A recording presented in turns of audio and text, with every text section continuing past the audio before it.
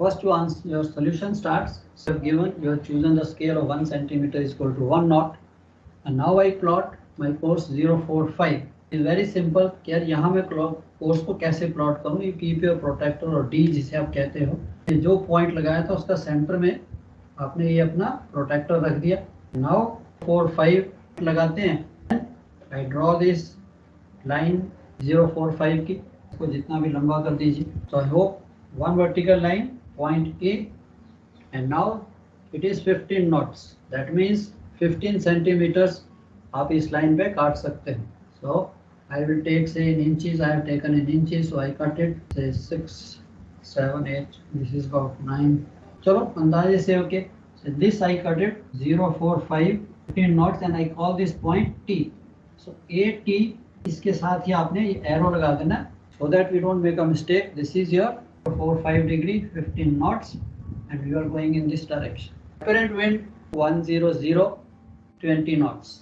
If apparent wind is given, then you draw that from A. If true wind direction is given, then I draw from T. Apparent is given, so I go to point A and I draw in a direction of 100. So 100 again I keep same compass. अपना जो protector है उसको मैं इसी point पे रखता हूँ, and then from here I draw 100. So this is 90 00.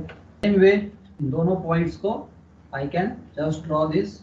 Now this is direction of 10. That means the apparent wind is coming from 100. So the direction becomes like this. You know the speed also of apparent wind, say 20 knots. ये 15 था, so 20 थोड़ा सा इधर होएगा. So I call this A. A means apparent winds. OT means true wind. तो जरा draw कीजिए अपने नोटबुक्स पे. Then I join these 2 points. इन दोनों को मैं अगर ज्वाइन करता हूँ OT, what I basically get is the direction of true wind. Now true wind will be, please make sure it is not TO, it is OT, OA, and similarly OT. Now I can measure this. Now how to measure this angle? Sometimes this becomes a problem to you कि how to measure this angle. So it is very simple कि मैं T से मैंने ये angle को major करना है. So I draw a vertical line at T. Or this is south 0, and what I am interested is to find out this angle. Understood? So मेरे को ये एंगल निकालना है, ये कितना है. Same way I can keep my protractor like this. इसी T point पे सेंटर ऑफ द प्रोटेक्टर है और दिस D जिसे आप कहते हैं, तो उसको मैं यहाँ पे रखता हूँ, and then will find out ये कितना एंगल है. सो आप अपने प्रोटेक्टर से very easily you can see that it is coming about 147 और समथिंग लाइक दैट. तो ये जितना भी एंगल आपके पास आ गया, so you can write whatever value you get. मैं थोड़ी सी रफ अप्रोक्सीमेशन है, तो इसका answer is basically yes. I am also getting से 147 clear to 147, and I measure this on the scale. जो भी आपने स्केल चूज किया था अपना, उस पर कीजिए, आपको स्पीड दे देगा. जितने सेंटीमीटर आए convert. So when you have to इसको सेलेक्ट करना है, then you have to see ये कौन सा एंगल है, isn't it. Now it is basically appearing to you 90 हो गया. 90 से नीचे आप जैसे जाओगे 147. That means the true wind is coming from this direction. Please ये एरर नहीं करनी, दैट अपोजिट नहीं ले लेना है. इसीलिए साथ साथ एरो लगाने बहुत इंपॉर्टेंट है, that you can not make any mistake when you have drawn the arrows.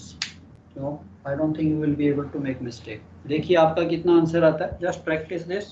ये डायरेक्शन बिल्कुल एक्यूरेट आना ही चाहिए क्या? अच्छा, एक्यूरेसी अगेन है कि yes may be 1 degree 1.5 degree का एरर आ सकता है. आपकी एक्यूरेसी आपकी प्रैक्टिस पे, जैसे जैसे आप प्रैक्टिस करोगे may be half a degree 1 degree तक एरर हो सकती है. Doesn't make a difference. 17 knots की बजाय हो सकता है आपका 16.9 आए या 17.2 आ जाए. doesn't make a difference. Principally आपकी एरर नहीं होनी चाहिए. Now it is very simple. ना ज़्यादा हमने खिचड़ी पकानी है. It should be clear. The examiner who is watching, yourself you are watching, क्या 045 ये मेरा AT, all the points are clear. This direction OT. अब मैंने नीचे आंसर लिखना. आपका no need to repeat. Some of you I have, not you, past papers में people have the habit of writing the question also. You are wasting time. Straight way आपने यहाँ पे लिखना है solution, question number 2. Straight way start with solution. Scale, make a sketch, and then answer whatever he has asked. So he has asked find out the direction of true wind. So your answer should be the wind direction or the true wind direction and speed is equal to 47 degrees true, 17 knots. That's all. Sir angle में तो बहुत difference आ रहा है. कोई बात नहीं, आप अभी कर रहे हो, 2-3 क्वेश्चन करेंगे, एक्यूरेसी आ जाएगी.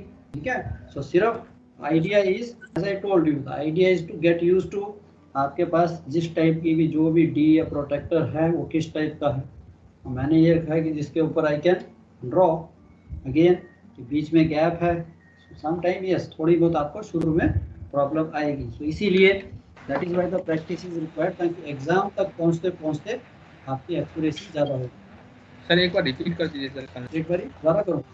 यस सर, बस कल एक बार बता दीजिए सर. सर बस इसी पे बता दीजिए, बस लिख.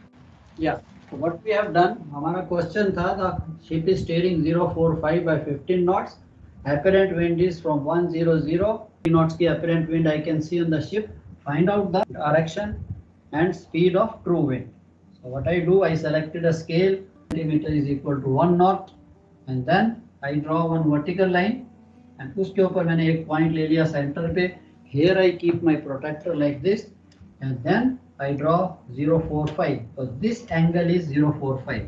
ज्योमेट्री में नहीं जाना आपने, ज्योमेट्री में 00 and then वहाँ पे 45 नहीं, हम अपनी जो हमारी कंपास चलती है हम उसी तरह से we are used to that. So हम उसी एंगल को, this is 045 मैंने लगा दिया, and you draw a line. This is your AT. अभी T क्या है, 15 नॉट्स. तो 15 सेंटीमीटर में कंपास रखता हूँ या स्केल से 15 नॉट्स पे यहाँ पे काट देता हूँ. So this becomes point T. AT is the course and speed.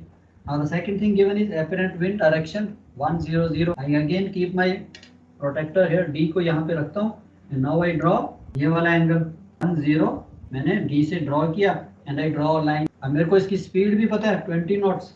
A पे कंपास रखी, 20 सेंटीमीटर काट दिया. तो आपकी कंपास छोटी है, you can directly keep the scale also. आपको स्केल बड़ा है तो आप उसको 20 काट दीजिए. O A आप ज्वाइन कीजिए. This is the basically direction of your true wind. Measure कैसे करेंगे, T पे ले लीजिए वर्टिकल लाइन. बेसिकली मेरे को ये एंगल निकालना है, इसको मेजर करना है. सो इट इज सिंपल, मैं इसको ऐसे रखता हूँ, and then I know this is 90, and 90 से हाउ मेनी डिग्रीज नीचे. This is basically 90. इससे ये वाले एंगल को आप पढ़ सकते हैं. Okay, clear sir? Yes sir, clear sir, thank you. Very good. तो इसको कर लीजिए. इसके बाद दूसरा वाला क्वेश्चन करते हैं जिसमें हमें ओके ट्रू विंड की डायरेक्शन दी है, एपरेंट विंड की डायरेक्शन निकालनी है. साथ साथ करते जाइए. Okay, I will write the question, you also start doing, I will also do on the board. आपको समझ नहीं आ रहा, पॉइंट आउट के सर ये कैसे ड्रॉ करना है, ये कहाँ से आएगा, then we will be able to see that. Okay, shall I proceed for question 2? Okay sir, OT true wind हो गया ना sir? OT OT, yes, OT, always OT. OA, then I write here. आप चाहे लिख भी सकते हो, but आपने यहाँ दिखा दिया, आप अपने आंसर शीट पे भी लिख सकते हो. AT is equal to speed of the ship. OA is the direction of, and OT is the direction of. Remember OT या AO नहीं आना. AT is the course and speed, OA is the apparent, and OT ये terminology आपने change नहीं करनी. Okay, चले next. Okay, very good. Let's see what is the next question. He says course is 00 degrees true, speed knots. Now the true wind direction is given to you. True wind is 300 and speed of true wind is 18 knots in speed and direction of apparent wind. Means OA आपको निकालना है. इसको जरा कीजिए. ऊपर दिखाई नहीं दे रहा. हाँ जी, दिख नहीं रहा? Yes sir. यस सर, हो गया sir, thank you sir. So simply first आपका solution के लिए you write scale centimeter is equal to, my course is 200, so आपको थोड़ा सा होना चाहिए 200. This is 180, so 200 will be somewhere in this direction. So मैं एक vertical line बनाता हूँ, इस पे एक point ले लेते हैं A, and यहाँ से मेरे को 200. So इतनी आपके बच्चे आपके पास understanding होनी चाहिए कि this is basically north south. So ये 180 है. So 200 के लिए if I keep my D like this, 200 मेरा कहाँ पे आएगा, थोड़ी सी एक्यूरेसी में फर्क रहेगा. This is 180, थोड़ा एक्यूरेट हो जाता है. 180, 190, 200, 20 isn't it? 20 और 20 degrees from 180. अब इस लाइन को मेरे को ड्रॉ करना है। This is basically your course in a direction of 200। तो यहाँ पे आप arrow and 200 by 14 knots showing what you are actually doing. And लिखने से आपको भी कंफ्यूजन नहीं, जैसे ही आपने लाइन ड्रॉ की, एरो लगा दिया, now you know this is the course. अब मेरे को टी पॉइंट ढूंढना है, ये था, T is 14 knots means 14 centimetres. Example चलो हम यहाँ ले लेते हैं कि हमने 14 सेंटीमीटर्स यहाँ लिया, तो ये मेरा पॉइंट बन गया T. True wind 300 and T है। अब मेरे को पता था true wind means O T, go to point T. अब यहाँ से मेरे को 300 की डायरेक्शन ड्रॉ करनी है। So now I know this is west 270, east this is east west, isn't it? 270 यहाँ हो गया, तो 330 डिग्री इससे ऊपर। तो अगेन मैं अपनी कंपास को जैसे भी आप रखना चाहते हो, और you want to draw horizontal line, जैसे भी आपको कन्वीनियंट है कि यार मैं एक हॉरिजॉन्टल लाइन ड्रॉ करके 30 डिग्री ऊपर से ले सकता हूँ। तो चलो ऐसे करके now I keep my compass here, यहाँ पे 30 डिग्री 10 20 20 30। तो ये आपका था 270 के बाद 30 मीन्स 300। अब मैं अगर इस पॉइंट को ड्रॉ करता हूँ, आई कैन ज्वाइन करता हूँ, so this becomes from here, this is your 300 direction. The true wind is coming from 300, isn't it? So it will be, arrow will be like this। है 18 knots, चाहे आप इस line को थोड़ा सा लंबा कर देते हैं। मेरा 14 था, 18 थोड़ा इससे बड़ा होगा, तो ये मेरा पॉइंट ए आ गया। तो यहाँ पे आपको मुश्किल नहीं आनी चाहिए। अगेन ये पॉइंट मैंने निकाल लिया था टी, यहाँ पे वर्टिकल लाइन भी लगा सकते हो एंगल निकालने के लिए। अगेन आपने वर्टिकल नॉर्थ साउथ की लाइन लगाई, दिस इज 180। यहाँ से मेरे को ये जो एंगल है basically total right from here, this angle is, isn't it? Draw करने के लिए whatever way you find convenient, चाहे मैं ऐसे रखूं 180 270 280 290 पे आएगा। तो एक ही फॉर्मूला वर्टिकल लाइन का, नॉर्थ साउथ ड्रॉ कीजिए 300, true wind is coming from this direction by 18 knots. ये मिस्टेक नहीं आपने करनी।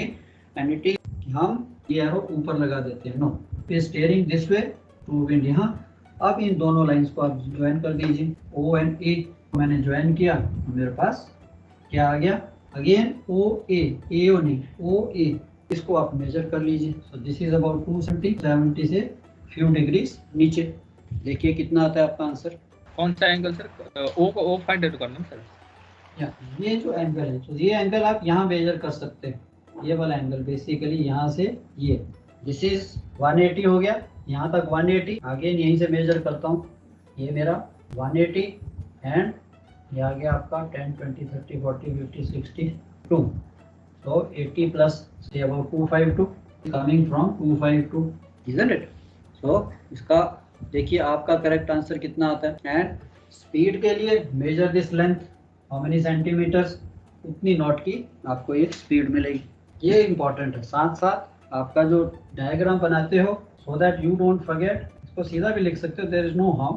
ये जो भी आपकी डायरेक्शन आएगी, just check out the 252 into maybe 20 knots। Answer में the direction of apparent wind and all that you can write here indicated। Sir different बहुत आ रहा है सर।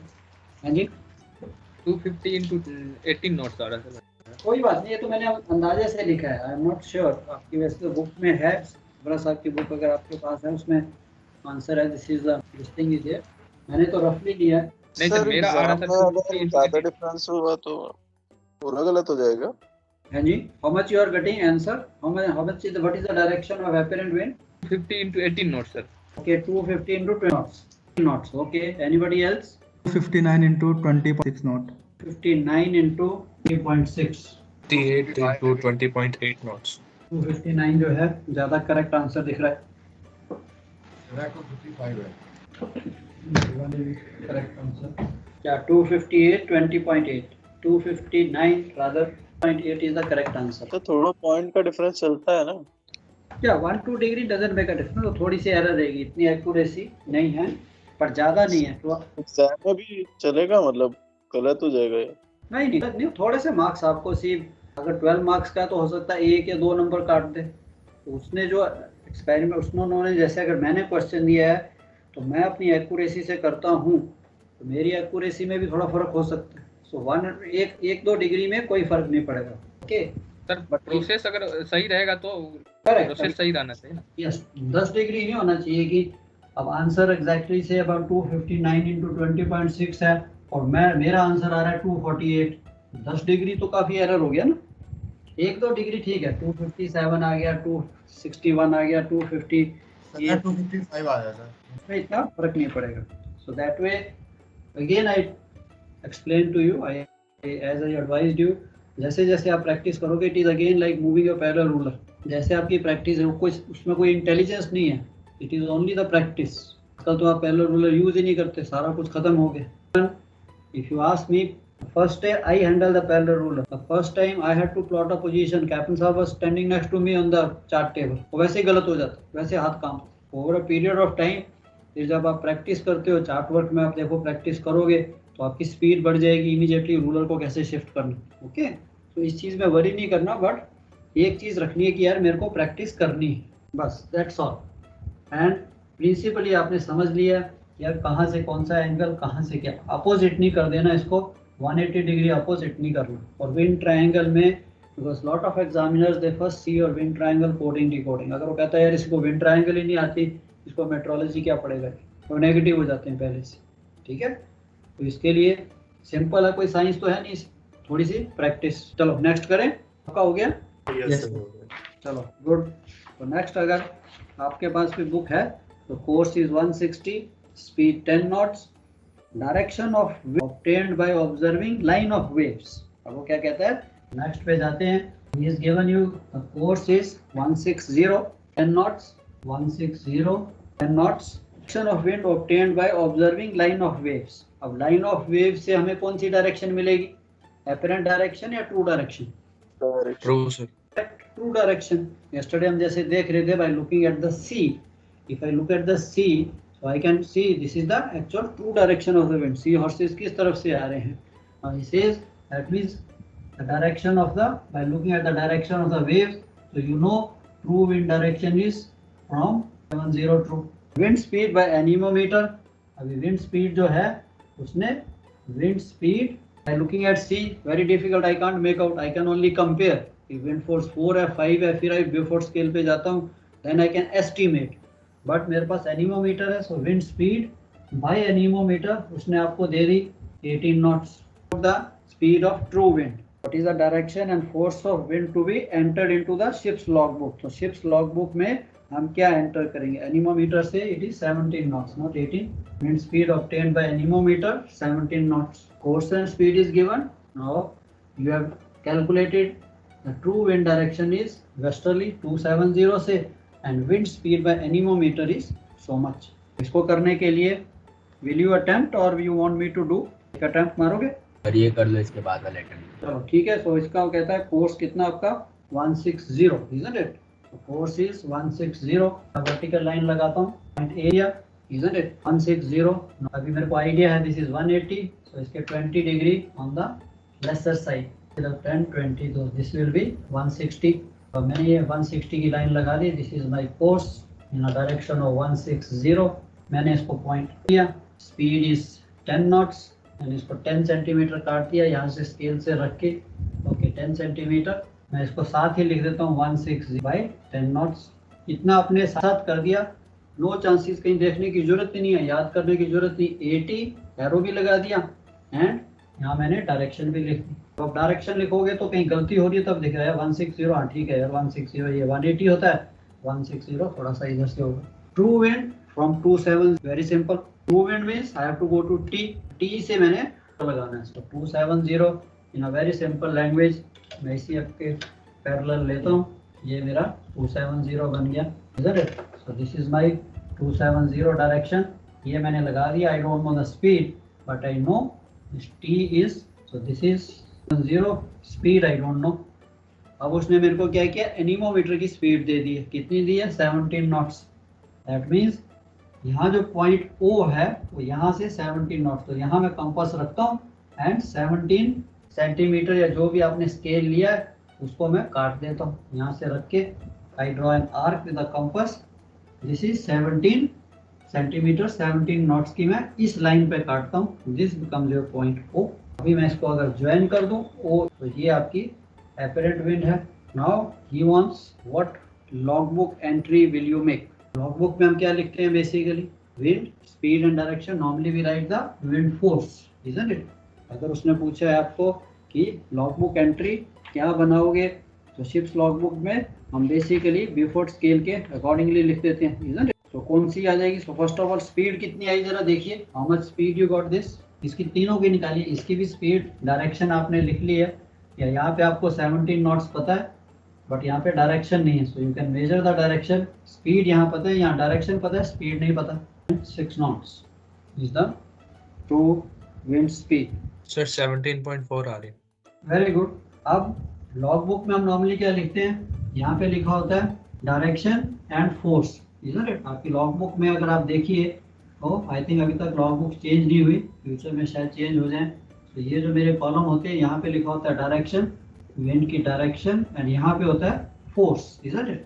तो डायरेक्शन मेरे को पता है इट्स वेस्टर्न। 17.4 या 17.6 if you go to Beaufort scale, आपके पास अगर वेदर कोड है तो वेदर कोड में ब्यूफोर्ड स्केल दिया होगा। वेदर कोड आपने साथ रखना है एग्जाम में। So if they allow you to take your weather code, take it. If they supply, sometimes the MMD supply their own weather code because so weather code में अगर मैं देखता हूँ 17 नॉट्स की विंड जो है, कौन सी फोर्स आएगी जो कल हम पढ़ रहे थे, mean speed 5 sir. Okay very good. So logbook entry will be westerly, west by force 5 की बजाय लिख देना force 5, that is what you write. Normally we write, अगर लॉगबुक में देखिए तो फोर्स 5 ऐसे ही लिखते हैं। तो आप अपने आंसर में उसको थोड़ा इलेबोरेट करके logbook entry I will make और will be west by force 5, ये आपने शो करना है दोनों तीनों चीज़ें। ये कितनी आई 270 by 17.5, this is basically west by force 5 answer. इसमें क्या था, कोर्स दिया था, wind direction I observe from the sea waves, the direction of the sea waves.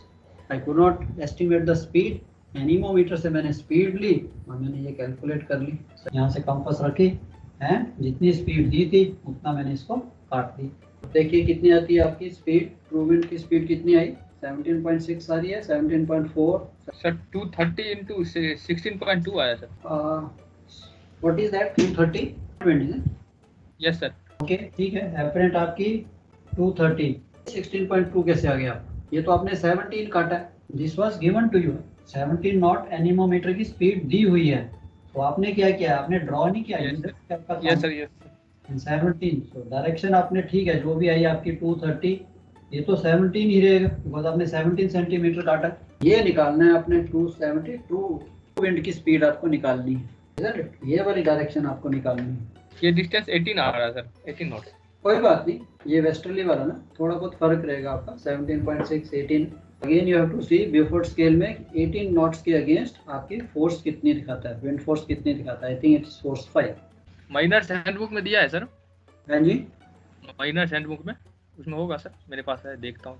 हाँ अदरवाइज आपकी वेदर कोड जो है, छोटी सी बुक है ना वेदर कोड की, एक रेड कलर की, यस सर। हाँ उसमें भी ब्यूफोर्ड स्केल दिया हो, बुक आपको अलाउड होगी, या वहाँ से एमएमडी में वो वाली बुक देंगे आपको इस एग्जाम में। Weather code will be given to you, और दे से वैसे तो आप अपनी साथ ले जाइए बैग में डाल के, if they don't allow keep it outside. तो नॉर्मली पहले अलाउ करते थे, आप वो कहते हैं कि यार आपने अंदर कुछ उसमें लिख के अपने साथ ले गया फॉर्मूला, तो इसके लिए उनका भी कहना ठीक है। So they provide you the almanac और they provide you all this weather code there, but ऐसा नहीं है समटाइम जैसे कि अच्छा भी आप अपना लेके आए हो, समटाइम द एग्जामिनर सीज कि अच्छा अपना वेदर कोड है उसको चेक कर लीजिए, कहीं कुछ लिखा नहीं है, ओके यू कैन यूज, ऐसा भी हो जाता है। Anyway get use to that weather code, हमने उसको भी, उसका भी क्वेश्चन है करेंगे, तो उसके अंदर भी ब्यूफोर्ड स्केल दिया है, normally knots 18 knots is a. चलो नेक्स्ट वाला कर लें एक, आज के लिए सबका हो गया ये। Anybody any doubt? सर ये कैसे देखना है ब्यूफोर्ड स्केल में, अगर have you got the Beaufort scale? Sir okay Beaufort scale में आप जाइए तो आपको फर्स्ट दिखेगा, फर्स्ट में क्या दिखा रहा है वो, Beaufort number sir. Okay Beaufort number, उसके बाद second column average wind speed. Sir average wind speed नहीं दिखा है। अगर आप ब्यूफोर्ड स्केल को देखोगे तो ब्यूफोर्ड स्केल में वेदर कोड आया ओपन, इसके अंदर ब्यूफोर्ड स्केल जो दिया है उसमें वो आपको देता है first is the force 1 force 2 force 3, कौन सी फोर्स है ये उसकी बात सर मीन विंड है, या speed in mean wind knots. Speed, या मीन विंड स्पीड देखिए कितनी दिखा रहा है फोर्स के अगेंस्ट, 0 में 0 दिखा रहा है, less than 1। Okay, second force 1 पे दिखा रहा है सर 2 नॉट्स। 4 to 6, फोर्स 2, हाँ सर Yeah. वो तो था में ना।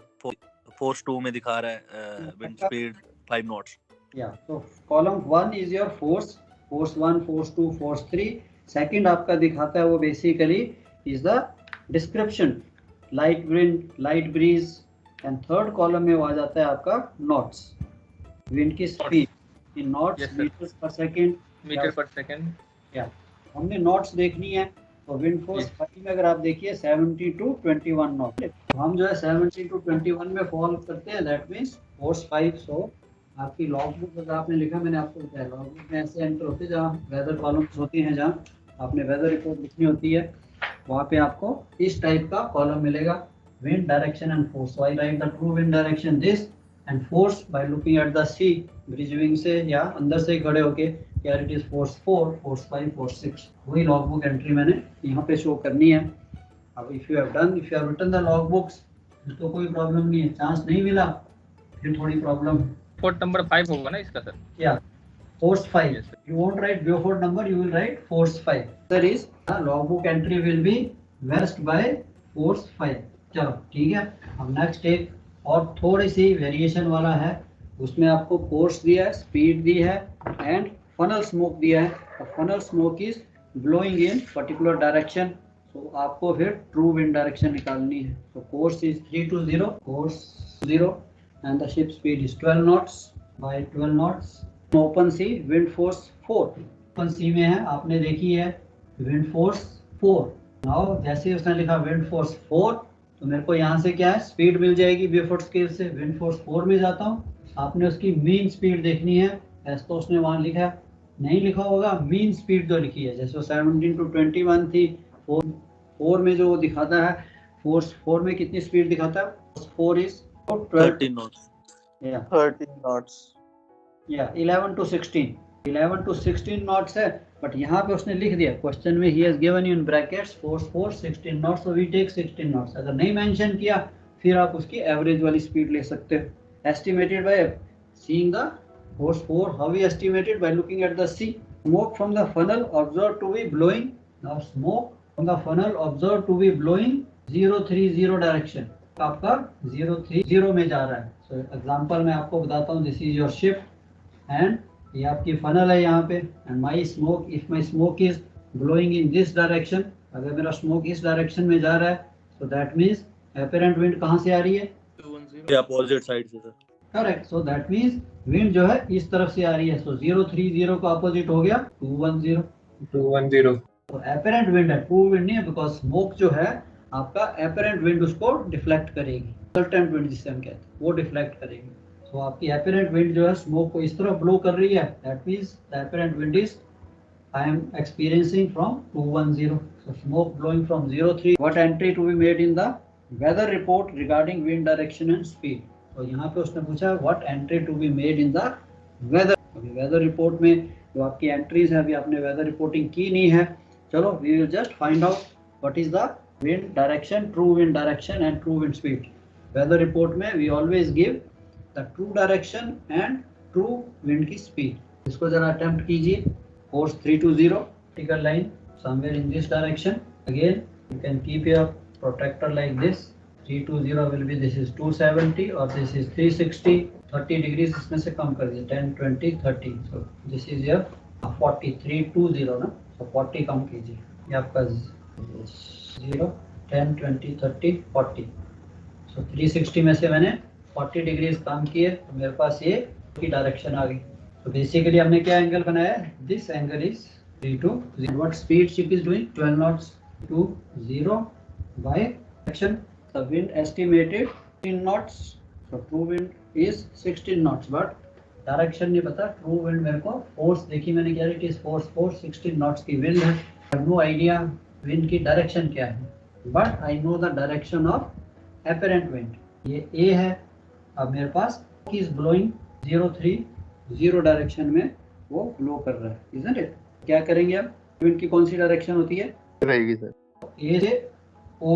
ओ यानी देखा है apparent wind is coming from this direction 210, तो the smoke is blowing into 0 में है, तो अब मैंने यहाँ से 210 बनाना है, ये मेरा 180 है, तो 180 से तक जाना है, यहाँ मैं इसको 0 से मैच करा देता हूँ, एंड देन ये मेरा सेंटर पॉइंट, दिस इज 180, 190, 200, 210। तो आपकी जो विंड डायरेक्शन बनी, चलो थोड़ा सा टेढ़ा कर देते हैं just to show. So this is your 10 मैंने निकाला था, 12 नॉट्स यहाँ पे मार्क कर दिया था, दिस इज द टी भी मेरे पास था 80। नाउ ये मेरे को पता है ट्रू विंड की जो स्पीड है OT is 16 knots, isn't it? So T पे मैं अपनी कंपास रखता हूँ और 16 नॉट्स का जहाँ पे भी ये कंपास इसको काटेगी उस पर एक आर्क लगा दीजिए। तो बेसिकली आपकी अब मैं टी और ओ को, ये मेरे पास ओ आ गया, इन दोनों को मैं ज्वाइन कर देता हूँ। ये आपने डायरेक्शन देख लेनी है थोड़ी सी, I think it is coming 165, so maybe इस पॉइंट को ये थोड़ा 12 नॉट ऊपर है, so it is coming as 65 is the answer, so basically it will be something in this direction. OT कैसे निकाले सर? वो या अब मेरे पास उसने ट्रू विंड की स्पीड दी है, और मैंने ये लाइन ड्रॉ की थी, वो लाइन ड्रॉ की थी, मेरे को नहीं पता इसकी स्पीड क्या है, मेरे को ट्रू विंड की स्पीड पता है, तो मैंने टी पे कंपास रखी और 16 नॉट्स इस लाइन पे काट दिया, वो ये लाइन जहाँ पे उसने वो लाइन को काटा, दैट बिकम्स योर पॉइंट। नहीं, ये कितना डिग्री का है सर? वो 30 डिग्री ना सर? 030, yes sir. उसका opposite, apparent wind is coming opposite Yes, from sir. smoke, smoke का opposite is the direction of the apparent wind, but speed नहीं पता, speed के लिए मैंने यहाँ से 16 नॉट काटा। अब इसको आप मेजर कर लीजिए, this will give you 210 by जितनी भी इसकी स्पीड आती है, by measuring the distance। And again इसकी डायरेक्शन कैसे मेजर करेंगे? अगेन वर्टिकल लाइन टी पे, या इसकी ट्रू विंड की डायरेक्शन चाहिए मेरे को, तो ये पॉइंट था यहाँ से, दिस इज बेसिकली टी, तो मेरे को ये एंगल चाहिए, दिस इज नॉर्थ साउथ 180 है, तो ये से कम, so this is coming 165 by 16 knots, this is the log book entry. तो वेदर रिपोर्ट की एंट्री, हम जब वेदर रिपोर्ट पढ़ेंगे तब हम आप समझ जाओगे, then you know what entry is to be made in the weather report. It is 165 by 16 knots is the answer. चलो क्लियर बच्चे यहाँ तक? Anybody any doubt? Clear to all? Sir एक बार और बता दीजिए क्वेश्चन। ओके, इसी क्वेश्चन को सर ये विंड स्पीड का बता दो, सी स्टेट और फनल स्मोक को देखकर जो स्पीड एस्टिमेट करते हैं वो ट्रू आएगी ना? Okay, I will come back again, okay I will start again. अब मेरे को उसने कहा है कि by observing the sea surface you observe that it is wind force 4। Question में भी दिया उसने कि by observing the sea surface it is estimated that the wind force 4 is there. उसने ब्रैकेट में आपको 16 नॉट्स की स्पीड दे दी है। फॉर एग्जांपल अगर वो स्पीड नहीं देता, he says कि I estimated by observing the sea state it is wind force 4, तब मेरे पास ब्यूफोर्ड स्केल में उसने दिया है 11 to 16 नॉट्स, तो मैं उसकी एवरेज ले लेता हूँ 13 नॉट्स लेता हूँ। बट अगर उसने मेंशन किया 16 knot, he has mentioned in the question 16 knots, तो I take the speed, the wind speed of true wind is 16 knots। Direction नहीं पता मेरे को, but he has given me the wind speed of the true wind 16 knots। Force मेरे को पता है। Second, he says funnel smoke was observed to be blowing in a direction of 030, which you can easily make out। Compass का आपके पास repeater है, you look at the funnel smoke and you see in which direction it is blowing। He has given in the question the wind or the smoke, the funnel smoke is blowing in a direction of 030। अब ये आपका जहाज है, यहाँ से funnel से if the smoke is blowing in this direction, में अगर स्मोक जा रहा है तो what I can estimate, यार ये मेरी डायरेक्शन 030 है, that means the wind is coming from this direction, apparent wind, तभी वो स्मोक को इस तरफ डिफ्लेक्ट कर रही। I got an idea, यार smoke blowing in 030 means the apparent wind is coming from 210। उससे मेरे को ये आइडिया लग गया। अब मैंने क्या किया, अपना कोर्स ड्रॉ किया 80, I know the direction of the apparent wind, मैंने A से ये 210 ये वाला एंगल ड्रॉ किया, 180 यहाँ से 30 डिग्री मैंने ये 210 ड्रॉ कर दिया। I don't know where the point O lies, I just draw this line. Okay, force मेरे को पता था 80, उसकी स्पीड पता है, मैंने 12 सेंटीमीटर इसको काटा। अब टी पे मैं अपनी कंपास रखता हूँ एंड 16 नॉट्स जो मेरे पास स्पीड है ट्रू विंड की, उसको मैं 16 नॉट्स की आर्क लगाता हूँ, जहाँ पे भी जिस जगह भी ये इसको काटती है इस लाइन को, that point becomes your O। Basically OT is the direction and speed of the true wind, जो मैंने 16 नॉट्स लगाई है ट्रू विंड की स्पीड ही लगाई है, वो आपका इस लाइन पे आ जाएगा। अब आपकी ट्रायंगल पूरी हो गई। And now you no OT, this is the direction of true wind. 165 मैंने मेजर किया, स्पीड मेरे को पता थी 16 नॉट्स, उतनी मैंने काटा था। Apparent clear. क्या टेक अ ब्रेक, चाय पी लीजिए, आपकी next class and then we, कल है आपके साथ क्लास मेरी? नो। सो एनीवे बुक में भी दिया है, but just to understand clouds है क्या चीज़, various types of clouds and how these clouds are basically formed. So this is what we have. We see these clouds daily of course, but we don't pay so much attention कि यार हमने क्या लेना है. But clouds nature की एक ऐसी चीज़ है, you can predict lot of amount of weather, what type of weather I am going to experience. चलो वो तो आपके लिए, we'll briefly touch on that. So basically clouds है क्या चीज़? If somebody asks you what is cloud, so it is in a simple way. Now we have seen these various types, common types of clouds in atmosphere, high clouds, middle clouds, low clouds. इनकी जो terminology है, of course now it is very simplified. So we will see how according to their heights they are basically named.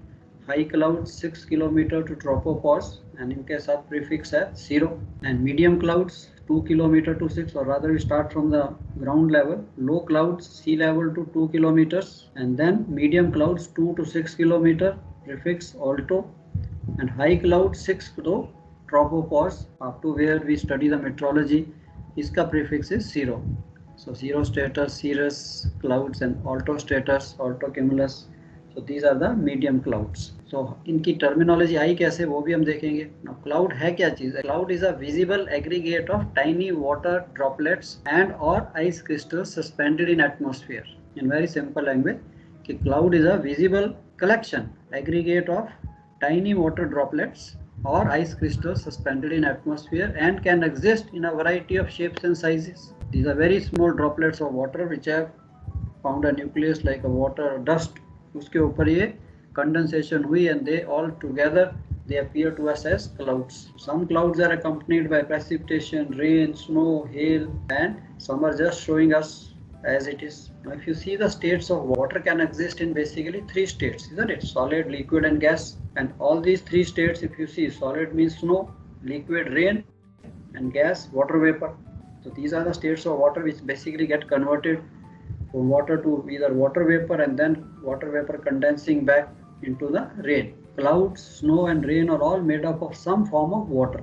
Cloud is a compromised of tiny water droplets or ice crystals. A snowflake is an aggregate of many ice crystals and rain is just a liquid water existing as a gas is called water vapor. A lot of time in meteorology you study what is a water vapor, moist air, humidity. All these things means the air is containing water vapor. So when referring to the amount of moisture in the air, we are actually referring to the amount of water vapor. If the air is described as moist, that means the air contains large amount of water vapor. Or if the air is dry, abhi tak to air dry hai, now slowly you feel, or you will find when the monsoon is coming, monsoon is approaching, when all the moist air from the Arabian Sea, Indian Ocean starts blowing toward this side, it will be fully laden with the moisture and you start feeling that humid weather. Now when air is cooled below its dew point, of clouds है क्या चीज़? When the air is cooled below its dew point temperature, excess water vapor condenses onto the minute particles of water. So ये भी हमने देख लिया. And simple phenomena में कि how this air gets cooled. So when the air starts rising, so it loses its temperature.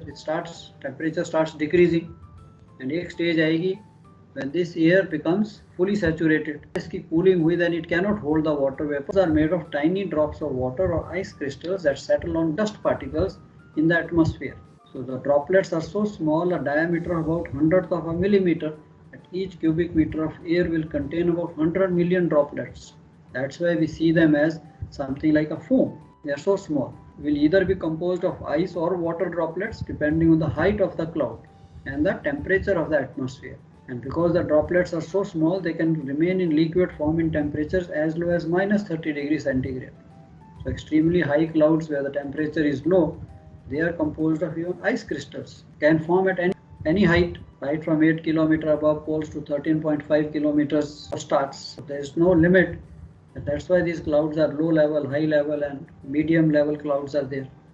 तो ये जो नाम आए आपके low level, high level and all that, this naming of course is done by World Meteorological Organisation. उससे पहले जो नाम थे इनके, they were again based on the different languages.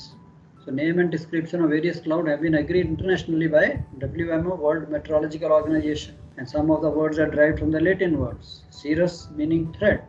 So these are all the Latin words. Cumulus means heap of something, cumulus. Stratus, layer. Nimbus, grey rain cloud, and fractus means broken. So यहीं से इन्होंने इनके further नाम जो है, further classification, the present classification is an amplification and combination of these names.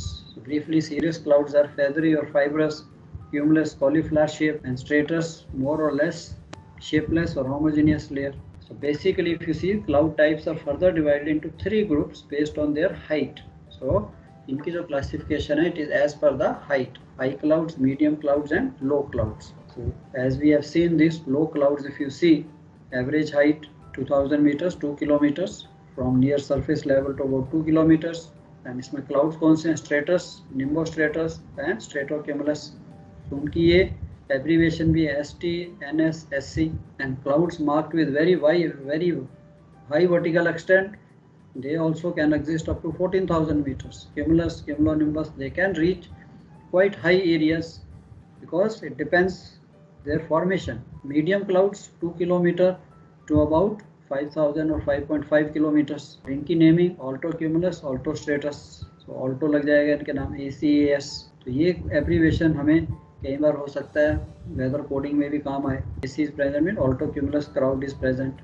AS is present, alto stratus clouds are present. High clouds are simple cirrus, very commonly seen about 5.5 or 6 kilometer above 14,000 or 14 kilometer. So these clouds are, you see up in the sky, absolutely fibrous. दिखता ही दूर से दिखता है very high cloud. Cirrocumulus, cirrostratus. So these are all the high clouds. How they look like?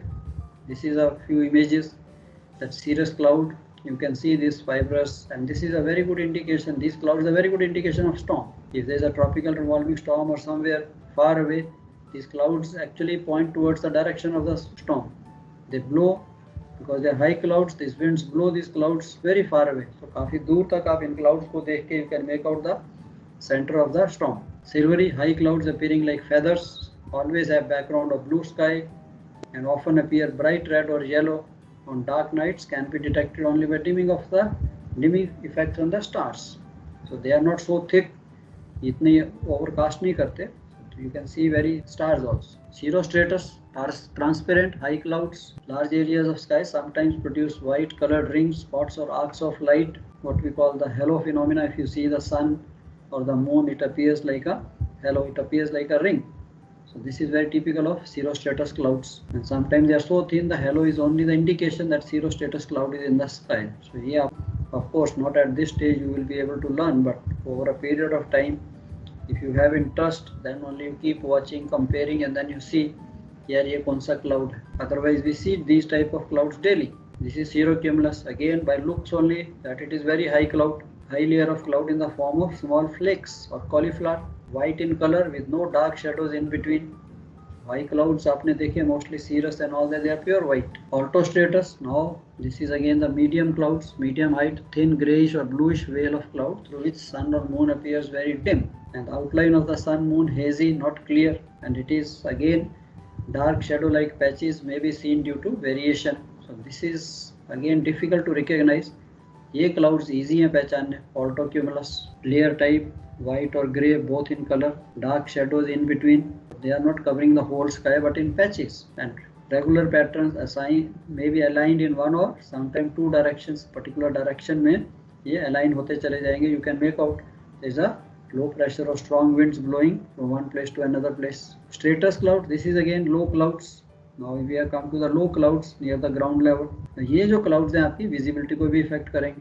Low even layer, dark gray with light and dark patches, dark look and does not cause precipitation. So ये जो है इस like a, अगर land पे आएगा तो we call it a fog. थोड़ा higher up the land we call it a clouds. Resembles fog but it is not experienced at sea level. It's only on land.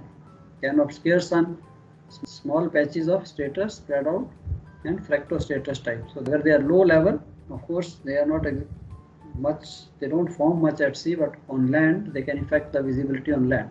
Nimbostratus, again low even layer dark gray cloud, generally uniform, and again rain, wet look.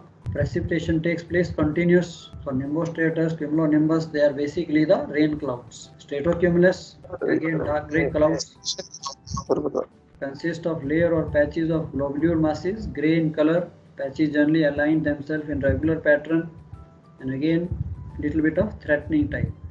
Cumulus, very heap type clouds, brilliant white thick clouds with flat bases, and outline of each cloud is very clear.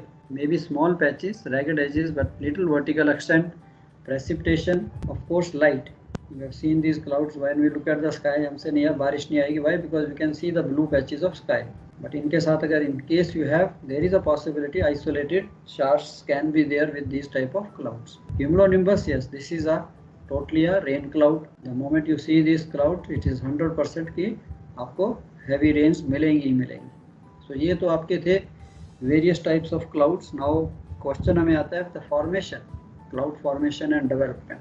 So सबसे पहले तो we have to understand what is this adiabatic heating and cooling. So when a body of air is subjected to an increase in pressure, now adiabatic heating is without applying any heat or without applying any cooling effect, how this air gets heated up. So when a body of air is subjected to increase in pressure, it undergoes compressional heating as opposed to thermal heating. If the same body of air is subjected to reduction in pressure, अब ये है कि आपने हवा को compress किया तो गर्म हो जाती है. Very simple example is football pump या आपका साइकिल पंप. आप उसको कंटिन्यूसली पंप कीजिए, यू विल सी कि आपकी जो पाइप है, हवा की जो पाइप है, वो गर्म होनी शुरू हो जाती है.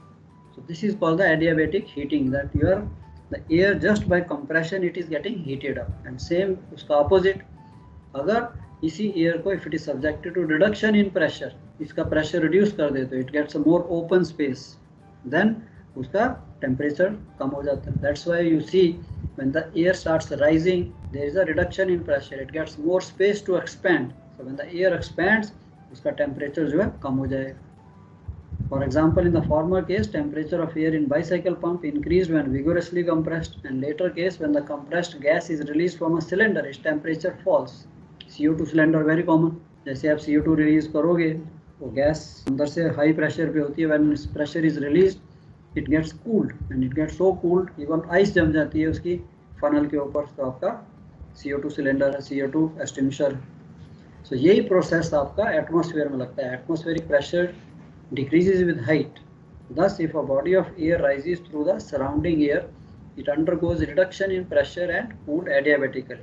Conversely, if it sinks, it is subjected to increase in pressure. So if the air rises, the pressure also decreases and the temperature also falls. Now, इसी चीज के लिए rising air a key process in the production of clouds and precipitation. Now, imagine a block of air or air parcel rising upward toward the atmosphere. The air parcel expands as it rises, and this expansion or work causes the temperature of air to fall. Now imagine this is a parcel of air which is rising. So as this parcel of air rises, basically the temperature will fall because it is getting enough space to expand. And as the parcel rises, its humidity also increases until it reaches 100%. So जैसे ही इस air का temperature, if it has got a moisture, it has got a some quantity of water vapor. This water vapor, when the temperature of this air starts falling, why it is rising, it is expanding, the temperature is falling, the relative humidity of this basically air will start increasing, and वो एक stage आएगी when it becomes 100%. So when unsaturated air is forced to rise, it will expand and cool adiabatically. If the ascent continues long enough, it will reach its dew point and become saturated. Further upward motion will result in condensation. अब अगर आपने due point से ज़्यादा ये फिर still rise कर रही है, टेम्परेचर फॉल्स, देन इसके अंदर जितना वाटर वेपर है, it will condense into the what we call into the water droplets. And if they find any nuclei like a dust particles, these water particles condense onto those and they start forming a clouds. Now cloud की formation अगर आप देखिए, surface heating, this happens when the ground is heated by sun, which heats the air in contact. आप ये कि air rising के various methods are there. One is due to the heat. Nowadays, like the sun is too hot, it warms up the earth, and the air in contact with the earth also starts getting warmed up and starts rising. So when this rising columns, often called thermals, So this surface heating tends to produce cumulus clouds. दूसरा है आपका topography और orographic forcing. वो कैसे है? Topography और shape और features of the area can cause clouds to be formed. This air has to, it is blowing low pressure to high pressure, isn't it? High pressure to low pressure side. So whenever mountain comes, so it will start rising. When it starts rising again, temperature comes down and clouds will form. So उसे हम topography, ये तो briefly है, इसको हम थोड़ा देखेंगे. Clouds are formed when a mass of warm air rises over a mass of cold air. So frontal formation of clouds is also due to the fronts. Convergence, streams of air flowing from different directions forced to rise. So basically अगर आप देखिए सब में क्या हो रहा है, rising of the air, and which is the main cause of formation of clouds. Turbulence, sudden change in wind direction with height creating turbulent eddies, then also the air starts rising. Now turbulence में देखिए अगर strong winds blowing over uneven ground strike against the various obstructions and the air gets deflected upwards and starts rising. So causes thorough mixing of air as the air rises and it gets adiabatically cooled. If during this process the air gets cooled below its dew point, clouds will form.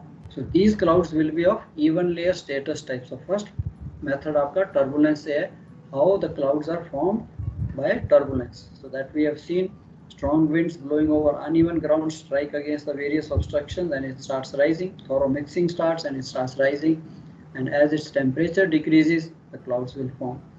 So किस type के cloud होंगे? Layer type stratus, low clouds. Their bases will generally be not more than 600 meters. So turbulence clouds are all low clouds. Air is maritime, moisture laden, blows over cold uneven ground, great quantity of clouds can form, and over sea, wind speed of more than 13 knots can produce sea waves of sufficient height to create turbulence. Now sea surface अगर smooth है तब तो air को obstruction नहीं मिलती, but if there are high waves, then also it gets a obstruction like this. If you see, ये आपकी surface है, it is uneven, छोटे hills हैं कहीं पे, छोटी कुछ ना कुछ obstruction, and then this air gets thoroughly mixed up and basically it starts rising. जैसे ही rise करेगी, temperature will fall.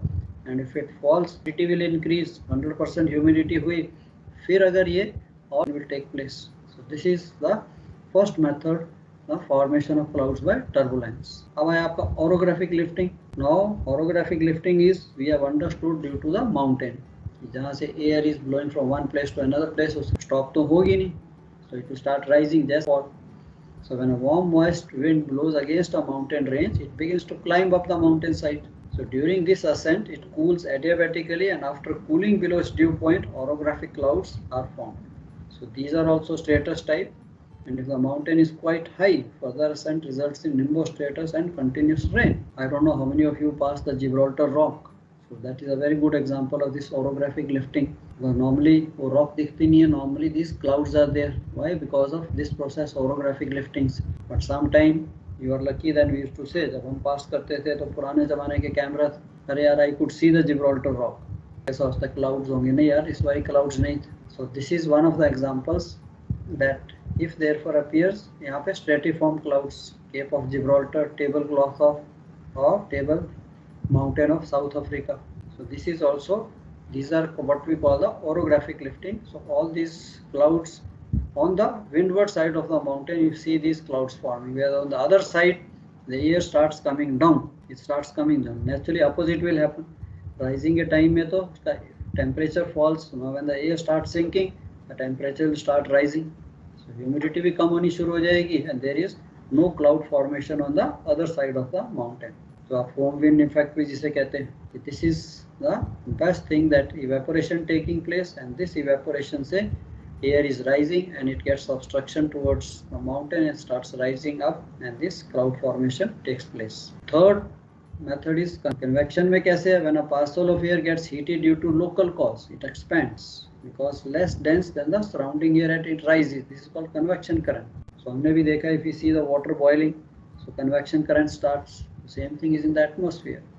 When a parcel of air is getting heated up due to any cause, so वो भी expand होगा, starts rising, it becomes less dense than the surrounding air and starts rising, and this is called again a convection current will set up. So this local heating can be caused by contact with warm sea or ground. So long as the parcel is warmer than the surrounding air at each level, it will continue to rise unstable condition, and during this ascent the rising air cools adiabatically, and when cooled below its dew point, condensation takes place resulting in convection clouds always cumulus type. So greater the ascent, जितनी वो air जो है rise करती जाएगी, उतना greater vertical extent of the clouds you will find.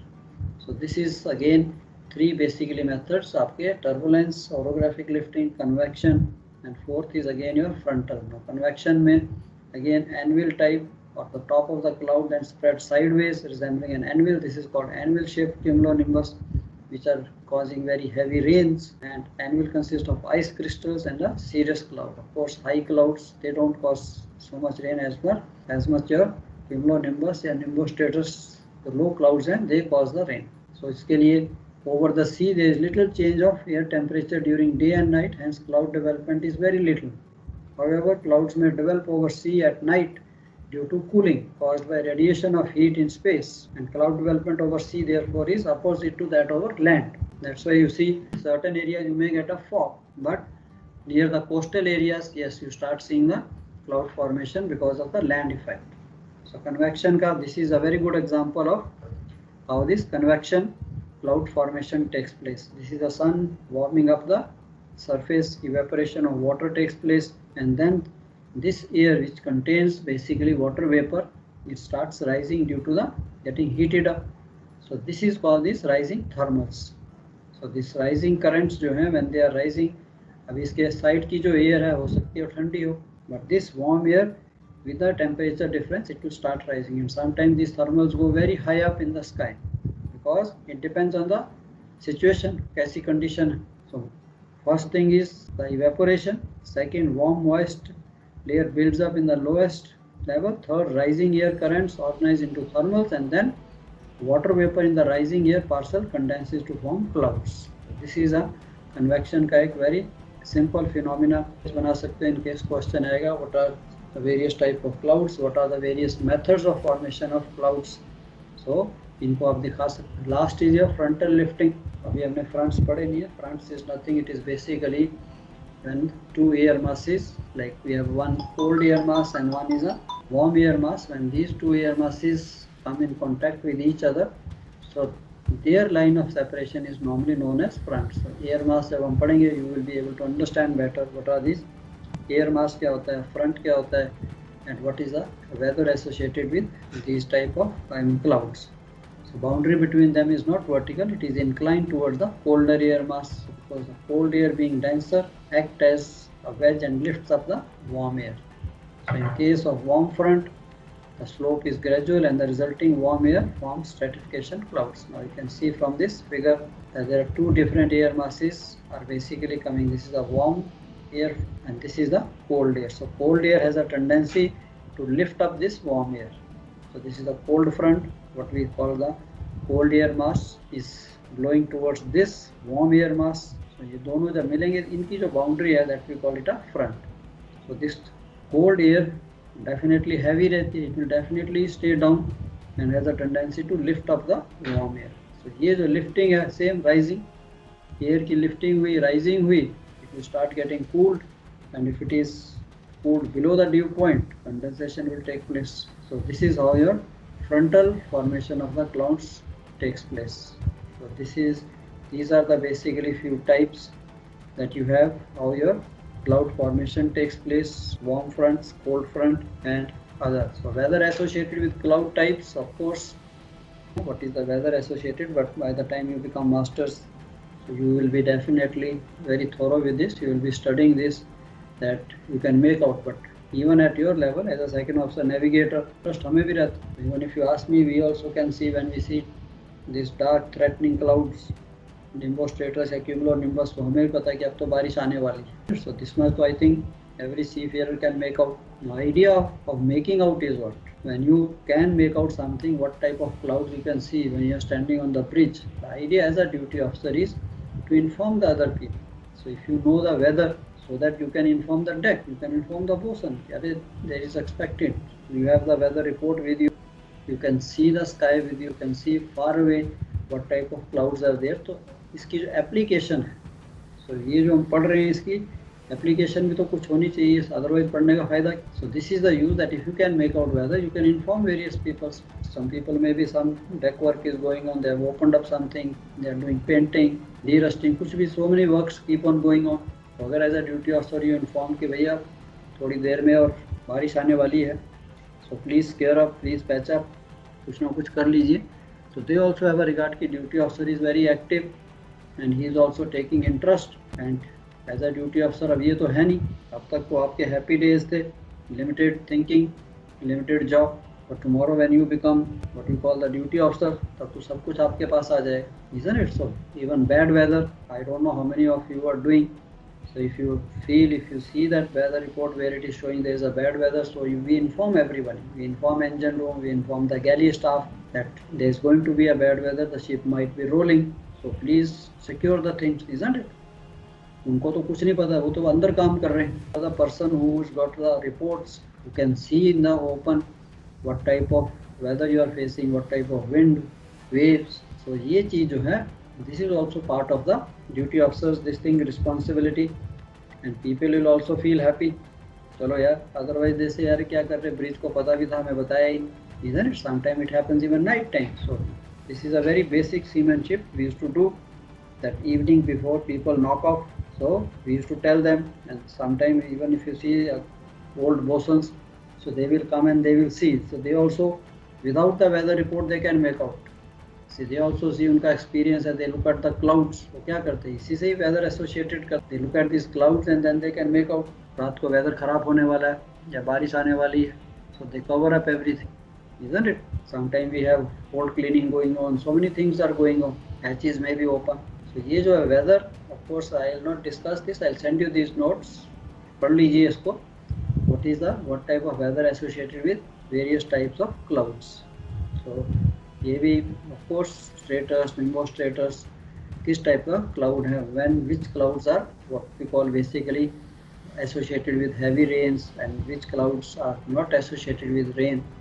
So हमारी thinking for a timing is limited up to this only, isn't it? That I should be able to predict little in advance so that the ship is all the time not in trouble. So this is all we have. So please go through this. Book में भी है, जो आपको अच्छा लगता है जहाँ से भी, understand and then write the answer that what are the various types of clouds. आपको क्वेश्चन यही है, which are the various types. Even oral में भी पूछ सकते हैं कि यार what are the various types. तो थोड़ा सा low clouds, medium clouds and high clouds and their formation by turbulence, by orographic lifting, by convection, by frontal lifting. So at least 20 marks का क्वेश्चन आता है. You can very easily write. 12-15 marks आप easily ले सकते हो. Sketches बना दिया तो और भी impressive, isn't it? That's why I've shown you few of these sketches which are, of course, they are in the book also. So if you can make this convection के लिए, you can make this orographic lifting के लिए. I think anybody can make a slight mountain and show this, and convection के लिए how this turbulence due to the obstructions over the land, these clouds can form.